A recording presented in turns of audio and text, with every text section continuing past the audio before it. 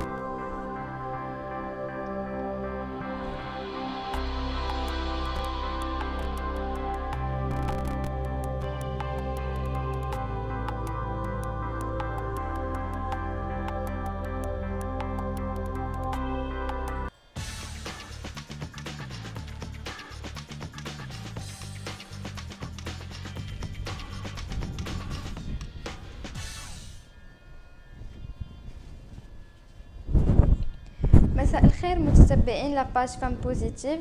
مرحبا بكم معنا في حلقه جديده واللي غيكون موضوعها لو رونفلومون اي الشخير. فقبل ما نبداو كنطلب منكم تلاقيو اصدقاء ديالكم في هذا اللايف باش يستافدوا معنا من موضوع الحلقه، وكنذكر كذلك بلي جروب او كور دو فام بوزيتيف. فكنطلب منكم تضغطوا على رجواندر كيف ما مبين على الشاشه باش تنضموا لينا وتشاركوا معنا مقترحاتكم من المواضيع. وفي حلقتنا اليوم كنستضيفوا للمره الثانيه دكتوره اديبه بن حدو اندلس، اخصائيه في امراض الانف والحنجره. دكتوره مرحبا بك معنا. بارك الله فيك، شكرا على الاستضافه ومرحبا بمستمعينا مشاهدينا الكرام. نبدا باول سؤال ونبغيو نعرفوا واش مشكل الشخير في حد ذاته مرض او علامات مرض اخر. الوغ الشخير سي ان سيمبتوم، يعني الشخير هو واحد الصوت كيصدر من عند الانسان وهو نائم، واللي كيكون يعني لانتونسيتي ديالو كتكون عاليه بزاف، كتزعج الناس اللي دايرين بهذا الانسان اللي كيشخر. اللي خصنا نعرفوا ان الشخير كثير بزاف، لان تنقولوا راه ماشي كلشي كيشخر، ولكن راه يعني في لا رياليتي راه تقريبا 30% ديال الناس ما بين الصغار وكبار كيعانيوا من هذا المشكل. هو في حد ذاته ماشي مرض، ولكن كيقدر يؤدي لعده امراض، يعني ملي ما كيتخادش بعين الاعتبار وما كيتعالجش في الوقت ديالو كيقدر يؤدي لعده امراض. داكوغ، وشنو هو الميكانيزم او لا فيزيوباثولوجي ديال هذا المشكل؟ هذا المشكل هذا كيوقع واحد الاختناق في الجهاز التنفسي العلوي، يعني في الانف وفي الحلق. وهذا الاختناق كيكون السبب ديالو هو يا اما مشكل في الانف، يعني كيكون الحاجز الانفي فيه اعوجاج، او لا تيكون واحد اللحميه ديال الانف او الغضروف الانفي كيكون غليظ بزاف، ولا لك لي كورنيا، يعني هيبرتروفي دي كورنيا، واحد العظيمات اللي عندنا في الانف اللي تيكونوا الحمى اللي دايره بهم كتكون منفوخه بزاف، دونك تنقولوا انتفاخ اللحميه. هذا كيتسبب في عدم المرور ديال الهواء من الانف ومن الحلق، ما كيكونش بسهوله. تنهضروا على الحلق لان وراء الانف كاينه واحد اللحميه اللي خصها تكون في واحد الحجم اللي تيكون حجم عادي، هو الحجم ديالها كيكون كبير بزاف عند الاطفال، والاطفال كلهم عندهم هذه اللحميه ديال الانف اللي وراء الانف. داكشي علاش هاد الشخير ماشي كيتختص غير الكبار، راه كيختص حتى الاطفال الصغار. كيقدر يكون انتفاخ كبير في هذيك اللحميه اللي كتعطي واحد الاختناق، يعني الممر الهواء من الانف ومن وراء الانف كيكون ضيق، وحتى في الحلق يعني تيقدر يكون اللسان عنده الحجم كبير، اولا الارتخاء ديال العضلات ديال الانسان، العضلات ديالو مع يعني مع السن، يعني الواحد غير كيتقدم في السن، ما حدو كيتقدم في السن ما حد العضلات ديالو كترتخي. اذا هذاك الارتخاء كيعطي التصاق ما بين اللسان، يعني لا باز دو لونغ، وما بين لو فارنكس، يعني داك الممر ديال الهواء الوراني ديال الحلق. يعني اللي خصنا نفهموا ونعرفوا ان هذا المشكل تيكون في الجهاز التنفسي العلوي، واللي كيعطي اعراض كثيره. منها ما نهضروا على الشخير انه مزعج جدا، لان الانسان اللي كيشخر راه كيكون ما حاس بوالو، راه ناعس. المشاكل اللي تيقدروا يكونوا عنده يعني غادي يكونوا عنده بالنهار يعني ملي غادي يفيق. اما اللي كيتشكى بزاف يعني الزوج او الزوجه او لا الناس اللي عايشين مع الانسان اللي تيشخر في البيت. وبالنسبه للطفل راه الاباء ديالو كيتخلعوا بزاف، لان فعلا هذاك الصوت اللي كيصدر من الطفل ولا حتى داك توقف التنفس اللي كيوقع عليه في الليل كي يطرح واحد التخوف عند الاباء. وهنا كنركز على ولا بدا يوقع واحد التشخيص اللي يكون فريمون دقيق، لا بالنسبه للكبار ولا بالنسبه للصغار ملي تيكون هذا الشخير. داكوغ. على ذكر التشخيص، كيفاش نقدروا نشخصوا التشخير بالنسبه للاطفال وبالنسبه للكبار؟ نعم، الوغ كيف قلتي خصنا ولا بدا نفرقوا ما بين الشخير عند الكبار وعند الصغار. الوغ عند الصغار، عند الطفل الصغير الشخير هذا ديجا عنده الممر الهوائي ديال الجهاز التنفسي العلوي كيكون ضيق بالنسبه للانسان البالغ. علاش؟ لان عنده هذه اللحميه اللي وراء الانف اللي كتكون عنده منفوخه. الاطفال كلهم عندهم اللي نقولوا لها باللغه يعني العاميه ديالنا جلود. الطفل عنده جلود، ولكن اللي خصنا نعرفوا ان من غير جلود كيقدر يكون انتفاخ في اللوزتين.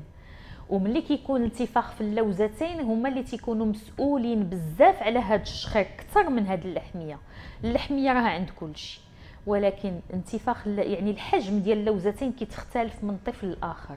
يقدروا اللوزتين يكونوا عندهم واحد الحجم اللي صغير جدا، حتى في التقليبه ابان تيبان منهم واحد شويه، كوم كيقدروا يكونوا كبار بزاف حتى كيوقع كاريمون واحد الالتصاق ما بين اللوزتين في الحلق، حتى الممر ديال الهواء لا بالنهار ولا بالليل تيكون ضيق بزاف. كاينين بعض الاطفال اللي التنفس ديالهم حتى بالنهار كنسمعوه كيصدر واحد الصوت.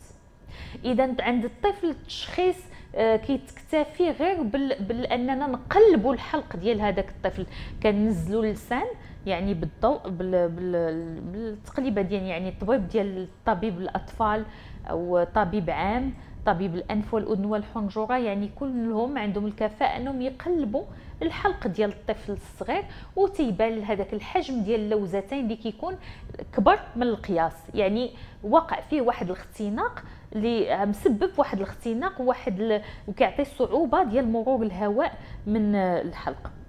بالنسبه للكبار فعلا كيكون يعني المريض ملي تيجي راه كتشكى يعني الزوج ديالو ولا الزوجه ديال يعني الانسان اللي عنده مشكل من الشخير. في التشخيص بيان سور تنقلبوا له الجهاز يعني الانف ديالو، يعني كنشوفوا واش كاين شي اعوجاج في الحاجز الانفي في لي كورني، يعني في داك العظيمات الانف بالحمى اللي دايره بهم.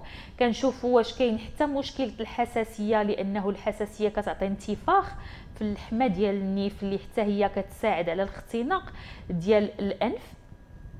ولكن اللي تنشخصوا كثير وكنشوفوا يعني حتى اللسان واش كبير بزاف، يعني اون بوستير يعني كيديروا واحد الكاميرا كندوزوها من الانف وكنهبطوا من وراء الانف باش كنشوفوا واش كاين التصاق ما بين اللسان ولا باروا بوستيريور دو فارنكس، يعني والحلق، يعني واش كاين التصاق. يعني ما حد كيكون التصاق اللسان مع الحلق كيكون صعوبه في مرور الهواء.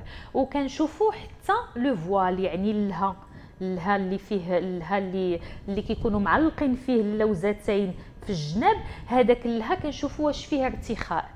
داكوغ. كتكون حتى لا لويت اللي تنقولوا بالها اللي كاينين في بعض القبائل عندنا في المغرب تيحيدوها للطفل الصغير في الولاده ديالو، هي داك لا لويت اللي كتكون مدليه في اللها، هذيك حتى هي كتقدر تكون طويله بزاف وفيها واحد ارتخاء اللي حتى هي تتخنق الحلق في التنفس.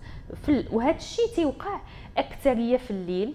علاش؟ لان النوم بحد ذاته ارتخاء العضلات كاملين، اذا تيزيد واحد كيترخى الفم والحلق وكل شيء كيترخى في النوم. يقدر يكون هذا الشخير غادي يصدر غير من الانف من بسبب اختناق الانف او لا سبب اختناق الحلق. كان اللي تيخصنا نشخصو اكثر، يعني التشخيص ديال الشخير ما كيستدعيش يعني باش ناكدوا نكونفيرميو كاين شخير ولا لا. ديجا راه الانسان كيجي عندك لانه كيشخر، قالوا له كيشخر، عارف راسو كيشخر. التشخيص كيبقى اكيد وتيخصو يدار ملي تيكون توقف ديال التنفس. واخا هذا الانسان اللي كيجي يعرض نفسه على انه عنده مشكل ديال الشخير، واخا ما يهضرناش على المشكل ديال توقف التنفس، تيخصنا نقلبوا عليه ونشخصوه باش غيمكننا نشخصوه بالتخطيط ديال النوم. اللي كيخصنا نعرفوا انه النوم كيتقدر يدار له واحد التخطيط اللي كيدار بواحد الاله اللي تنحطوها في الليل. هاد الاله كتعبر لينا يعني العدد، النسبه المئويه ديال الشخير في الليل، كيعطينا العدد ديال السوايع النوم وشحال الفترات ديال النوم العميق ولا ديال النوم يعني غير السطحي، وشحال ديال المرات وقعوا توقف التنفس. وملي تيوقع توقف التنفس كيمكن لنا بهذا الجهاز، كيكون مع واحد الجهاز ديال اللي كيعبر الاكسجين في الدم، دونك تيقول لنا واش كتهبط لا ساتوراسيون، يعني التركيز ديال الاكسجين في الدم. شحال من خطرات يقدر يهبط هاد لا ساتوراسيون دوكسيجين، واش كتهبط بزاف المرات في الليل، وحتى المده الزمنيه فتره النوم اللي كتهبط فيها كيهبط فيها هاد الاكسجين. واللي تيخصنا نعرفوا انه ملي تيهبط الاكسجين في الدم كيعطي بزاف ديال في الدم، تيعطي بزاف ديال الاعراض. داكوغ. دونك التشخيص الاساسي ملي كيكون عندنا الشخير هو التخطيط ديال النوم اللي تعطينا بزاف ديال لي زانفورماسيون اللي كيقولوا لنا واش هاد يعني واش هاد الشخير، واش هاد التوقف ديال التنفس واش صعيب خطير جدا ولا متوسط ولا غير سي جوست ان سيندروم دابني ليجي يعني غير خفيف. ومن هنا ملي تنعرفوا في هذا التخطيط ديال النوم تنعرفوا كيفاش خصنا نتعاملوا مع المريض وشنو يمكن لنا نعطيوه من حلول لهذا المشكل اللي عنده. داكوغ دكتور. وشنو هما الاسباب او الاشياء اللي كي غراف هاد لا سيتوياسيون ديال الشخير؟ سكيا غراف الشخير هو الزياده ديال الوزن، لان ملي كيكثر زياده الوزن يعني بحال حتى العضلات كيتعوضوا بالدهنيات واللي كتعاون الارتخاء يكون اكثر، حتى الانسان تيكون ناعس يعني داك الشحمه وداك كتقل عليه، كتقلوا على ديجا. وملي كيكون انتفاخ في البطن بالشحمه كيتقل على الجهاز التنفسي السفلي يعني الرئتين، واللي كيعطي مشكل حتى في التنفس الجهاز التنفسي العلوي، لان كيولي واحد المضاربه ما بين يعني الضغط ديال الفوق وديال التحت، يعني كيولي واحد الجهاز التنفسي كيولي فيه واحد المشكل ديال اختلاء ديال الضغوطات من الكرش ومن هذا، واللي كيزيد عاود يكثر عاود الشخير اللي تنلاحظوه حتى في تخطيط النوم واللي تيعطينا اللي كيفسروا لنا كيفسرنا مزيان الاختلاف ديالو هو النوم على الظهر. ملي كينعس هذا الانسان على الظهر ديالو كيشخر اكثر ملي كيكون ناعس على الجن. علاش؟ لان الثقل ديال داك الشحمه وديال العضلات كلهم تيجيو كيزيدوا يوركوا على الجهاز التنفسي، ما تيخليوش الممر الهواء يكون دايز بسهوله. اذا كاين بعض الناس اللي كيزيدوا غير 3 4 كيلو 5 كيلو كتغير لهم النوم ديالهم وكيولي عندهم هذا المشكل ديال الشخير وهاد الاعراض ديالو. يعني اول حاجه تنصحوا بها الانسان اللي تيشخر هو ينقص من الوزن ديالو، خصو يرجع الوزن ديالو الطبيعي يعني، ولا بدا ما نحددوا الام سي ديالو يعني واش داز واش مرحله لوبيزيتي يعني عنده واحد السمنه.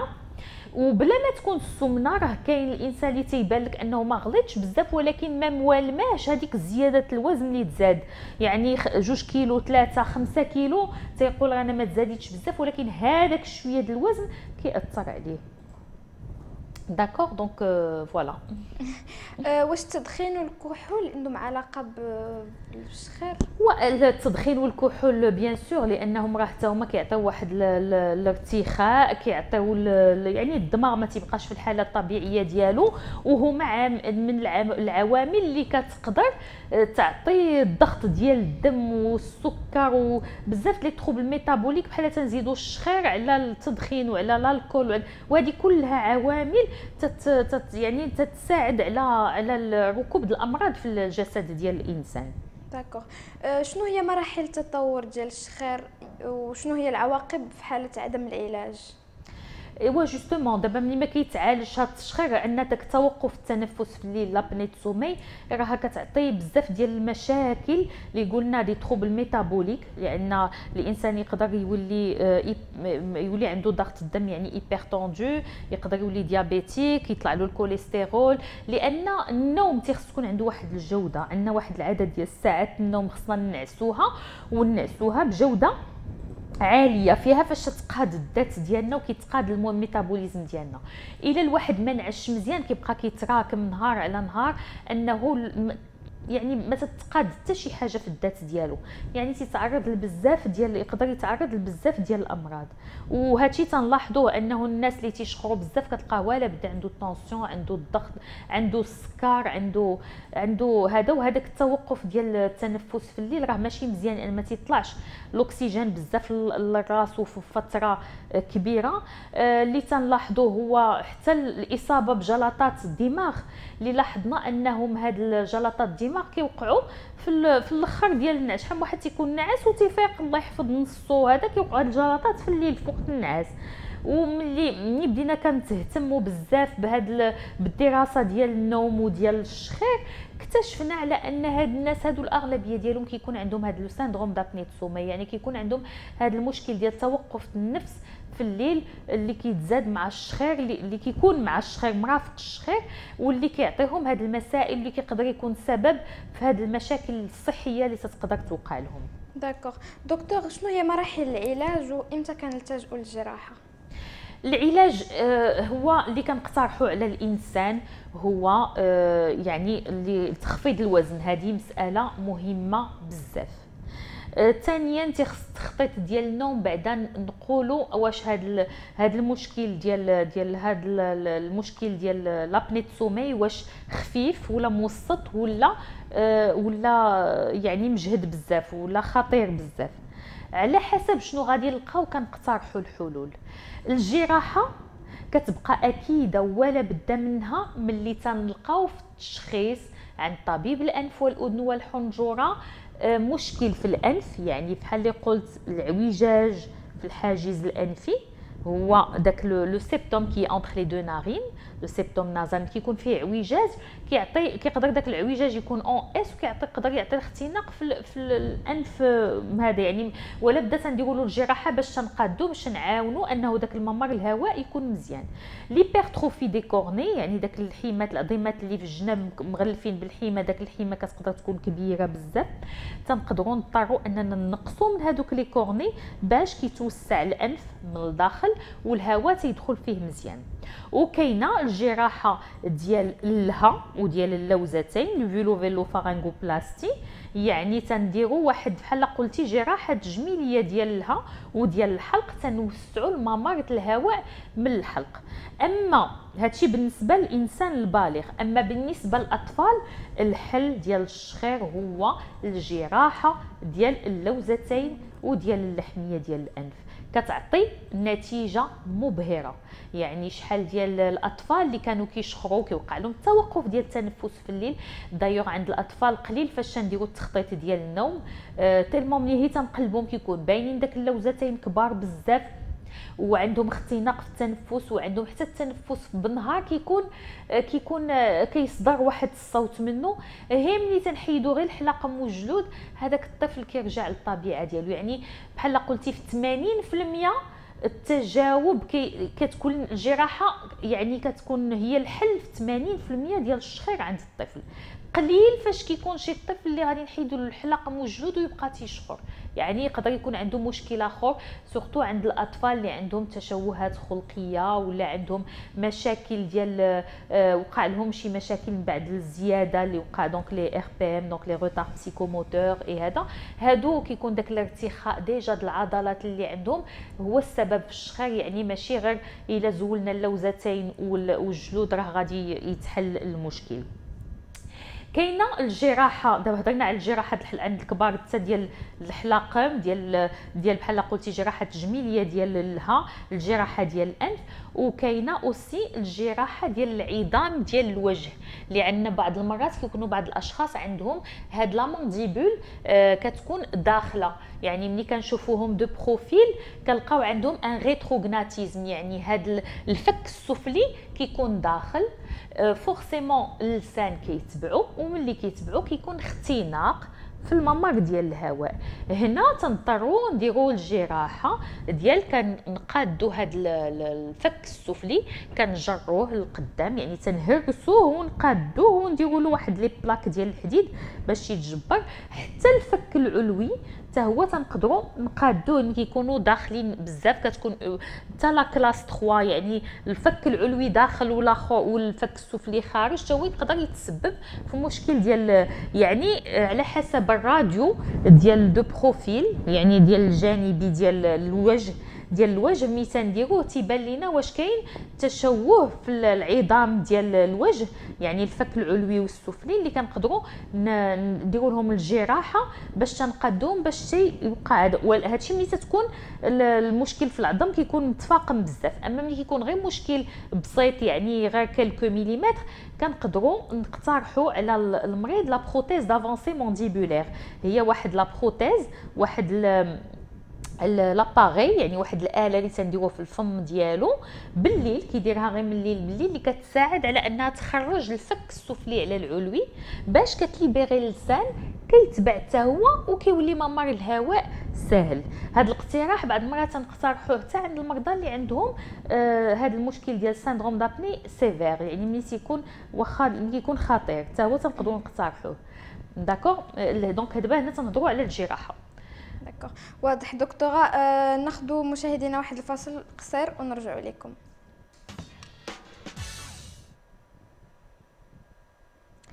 رجعنا لكم مشاهدينا. هند يزناسني كتسول: bonsoir docteur, est-ce que dans le cas d'une hypertrophie des cornets du nez chez l'adulte, le traitement doit être chirurgical? Alors ça dépend de l'origine de cette hypertrophie des cornets, parce qu'il faut étiqueter, est-ce que c'est pas une allergie? Si c'est une rhinite allergique, il faut bien sûr la confirmer par des tests d'allergie, connaître l'allergène, proposer un traitement local et pourquoi pas une désensibilisation quand on a une allergie bien ciblée sur des allergènes qu'on peut désensibiliser. Et voir s'il n'y a pas de réponse au traitement médical, là on passe à la chirurgie. Mais quand l'hypertrophie des cornets est vasomotrice ou qui n'a rien à voir avec la rhinite allergique, là la chirurgie reste d'un apport très séduisant et très important pour libérer le nez. Alors باش نشرح لكم بالعربيه، المستمع السيده كتسائل على الانتفاخ في هذوك العظيمات اللي في الانف اللي كيكونوا مدورين باللحميه، يعني داك الغضروف ديال الانف، بون لي كورني انفيريور، هذاك الانتفاخ ديالو واش غير الجراحه اللي كتعطيه الحل؟ الوغ كيف شرحت لها يمكن لينا نديروا الحل، خصنا نعرفوا بعدا واش هذا الانتفاخ جاي من الحساسيه. الا كان جاي من الحساسيه ديال الانف خصنا ناكدوا هذه الحساسيه بالاختبارات الجلديه ديال الحساسيه ونشوفوا شكون هو المحسس، والا عرفناه كنقدروا نقترحوا عليها لا ديسنسيبيليزاسيون، يعني داك لي فاكسان ديال الحساسيه ضد المحسس. وإلا لقينا ان ماشي الحساسيه اللي عاطيه هاد ليبرتروفي دي كورني، هاد الانتفاخ في هاد الحيمات، هنا كنقترحوا الجراحه. غير اللي غادي نوضح انه الجراحه كانت شحال هادي كنحيدوا لو كورني كومبليتومون، ومن بعد الجراحه كيوقع انه كيولي بحال ان كورون دير في قلب لو ني، يعني كيكون واحد التنفس ما كيبقاش واحد الجوده ديالو مزيانه.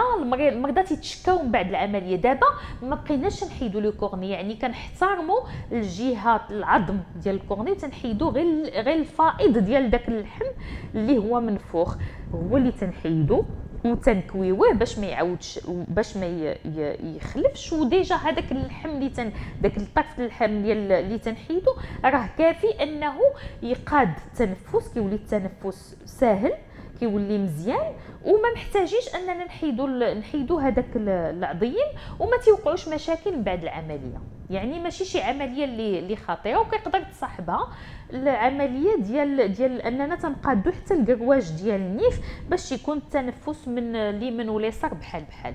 D'accord. Rosa Kana كتسول bonsoir docteur, mon mari travaille la nuit, est-ce que ça peut être une cause de renflement? Normalement, s'il travaille la nuit, normalement il doit bien récupérer, il doit dormir ses heures de sommeil. Mais justement, le sommeil c'est fait il faut dormir, notre horloge biologique est faite pour dormir le soir. Il doit pas avoir une bonne qualité de sommeil la journée, c'est normal. Et donc ces troubles d'endormissement et de sommeil peuvent être la cause du renflement. Mais il serait intéressant chez lui de faire un enregistrement du sommeil. D'accord. دونك المستمعه كتسول على ان الزوج ديالها كيخدم بالليل، اذا كتسول واش هذا عامل من العوامل اللي تجعلو انه يشخر. دونك كيف شرحت لها انه النعاس خصو يكون في الليل، يعني حنا يعني الانسان عنده واحد الوقت اللي خصو ينعس فيه. ملي كيكون مضطر انه يخدم بالليل ولا هذا كيقدر ياثر عليه على هذا المشكل ديال الشخير اكثر الا ما نعش السوايع ديالو الكافيه وما نعش مزيان. يعني دونك عند هذا السيد ولا من الاحسن يدير تخطيط ديال النوم باش يشوف واش عنده ان syndrome d'apnée du sommeil. D'accord. Wafaa Tazil Hlou, s'il vous plaît, est-ce que la fatigue peut causer un renflement? La fatigue peut causer un renflement chez les patients non ronfleurs. Parce que les ronfleurs, ils ronflent pratiquement toutes les nuits et ils sont connus ronfleurs et tout le monde sait, de leur entourage, tout le monde sait qu'ils ronflent. Mais justement, c'est les personnes qui ne ronflent pas, ils peuvent avoir des moments, des nuits où ils ronflent un peu. C'est à cause de la fatigue, justement, quand ils travaillent beaucoup la nuit, quand ils font un très grand effort physique. Ça peut donner, suite au relâchement après l'effort, un renflement et qui n'est pas pathologique forcément, qui peut se régler le lendemain. الوغ المستمعه هنا سولات على واش الناس اللي كيكونوا عيانين بزاف يقدروا يوليو كيشخروا. فعلا الواحد ملي تيكون عيان بزاف تيقدر يشخر واخا هو ما معروفش عليه انه كيشخر. يعني هذا لا يعني على انه انسان عنده مشكل ديال الشخير. الناس اللي تيشخروا راهم معروفين، يعني راه تيشخروا كل ليله، يعني لا زعما الزوج او لونطوراج راه تيقول له انك تشخر كل ليله. بالنسبه اللي كيكون الشخير غير مره في خطره، هذا كيكون من عوامل ديال التعب في النهار. داكوغ. دكتوره، شنو هو التفسير ديال الام الراس اللي كيعانيو منها بعض الناس اللي عندهم هذا المشكل ديال الشخير، حيت ما تينعسوش مزيان وما اللي كيوقع لهم انخفاض في الكميه ديال الاكسجين في الدم في الليل. ملي توقف لهم التنفس، ملي ما كيطلعش الاكسجين 100% للدماغ في الفتره ديال النوم كامله، ولا بدا تعطي هذا الحرق ديال الراس. يعني الدماغ كيتشكى من نقصان ديال الاكسجين فيه في واحد المده معينه في فتره النوم. دونك باش نختموا حلقتنا نبغيو نعرفوا طرق الوقايه وبعض النصائح اللي تقدري تعطيها للناس. الوغ الوقايه هي بعد الوزن، ما خصش الواحد يتعدى واحد يعني الام سي ديالو خصو يبقى كوريكت، لان اللي غادي يزيد في الوزن ما تنقدروش نحددوا شحال بالضبط، مي زياده الوزن كتبقى عامل اساسي فاش باش يبان هذا الشخير. اللي ما هضرناش عليه قبل ما نساليو الحلقه في العلاج، لان كنتي طلبتي مني العلاج على الجراحه، ما هضرناش على العلاج ديال السيندروم دابني سيفير اللي كنقدروا نديروا له العلاج بالاله. الاله ديال التنفس الاصطناعي في الليل. يعني شحال الناس تنشوفوهم ملي كيولي فريمون ان سيندروم دابني اوبستركتيف دو سومي كي سيفير، يعني وصل لواحد المستوى اللي ما بقاتش الجراحه او لا بروتيز افونسي مونديبولير او لا شي حاجه اللي تقدر تحيد لهم هذا الشخير. كنقدروا نقترحوا عليهم هذه الاله، يعني في انتظار انهم يخفضوا الوزن ديالهم. كم انهم يقدروا يستعملوا هذه الاله طول الحياه. هي اله كيركبوها في الليل واللي كتعطيهم واحد الضغط ديال الهواء اللي كيبقى مستمر الليله كامله، باش نتاكدوا على انه الهواء، الكميه ديال الهواء وديال الاكسجين كتدخل للذات ديالهم. هذا، والناس ما خصهمش يتخوفوا من هذه الاله هذه لانها كتنفعهم بزاف.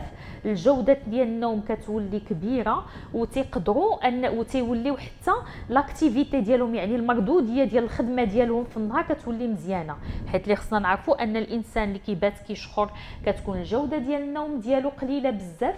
وهذا الشيء كيعطيه النوم بالنهار، يقدر يكون جالس وينعس او لا خدام ويجيه النعاس او لا صايق. وهذه مساله خطيره جدا، لان حتى الحوادث السير سورتو في الطرقات اكتشفنا على ان نسبه مئويه كبيره ديال حوادث السير كيكون السبب ديالها عدم النوم او الشخير او لو سيندروم دابني دو سومي بالليل، يعني توقف النفس في الليل، يعني جوده النوم في الليل ما كتكونش مزيانه اللي كتعطي هاد الحوادث. داكشي علاش السائقين والناس اللي تيخدموا بالليل تيخصهم ولا بدا يديروا التخطيط ديال النوم، يتاكدوا على من الجوده ديال النوم ديالهم باش تخاد بعين الاعتبار في الفتره اللي يكونوا فيها ناعسين. داكوغ دكتور، كنشكرك على تلبيه الدعوه وعلى المعلومات والنصائح الهامه اللي عطيتينا. كنشكركم سيداتي المتتبعات على حسن الاستماع والتفاعل ديالكم معنا، وكنشكر كذلك الفريق التقني الساهر على البرنامج. وما تنساوش تعرضوا على جميع السيدات اللي كتعرفوا باش يديروا جيم لاباج فام بوزيتيف. ونتلاقاو غدا ان شاء الله مع موضوع الفشل الدراسي مع منياري كوثر بسيكولو كلينيسيان وساره لويزي اختوفونيست. كنشكركم.